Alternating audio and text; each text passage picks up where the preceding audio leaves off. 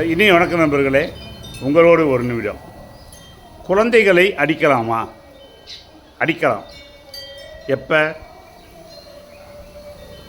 பல ஆண்டுகளுக்கு முன்பாக, ஏன் 2000க்கு முன்பாக பெற்றோர்கள் குழந்தைகளை கொண்டு வந்து பள்ளிக்கூடத்தில் சேர்க்கும் பொழுது கண்ணை மட்டும் விட்டுருங்க, தோலை உரிங்க என்று சொன்ன காலத்தில் குழந்தைகளை அடிக்கலாம்.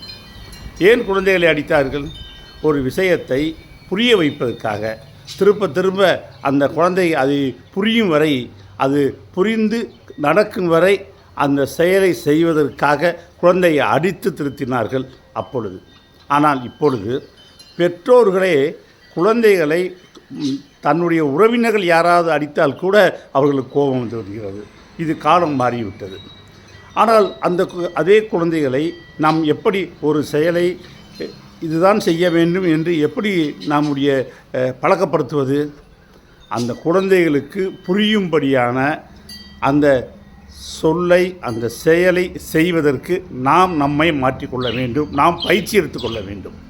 இதுதான் இந்த காலத்தில் உள்ள நிலைமை. குழந்தைகளை இப்பொழுது யாரும் அடிக்கக்கூடாது, அடிப்பதை யாரும் விரும்பவும் இல்லை. குழந்தைகளுக்கு புரியும்படியான அந்த சொல்லை, செயலை நாம் பழகிக்கொள்வோம். நன்றியுடன் உங்கள் ஜவஹர் கிருஷ்ணன்.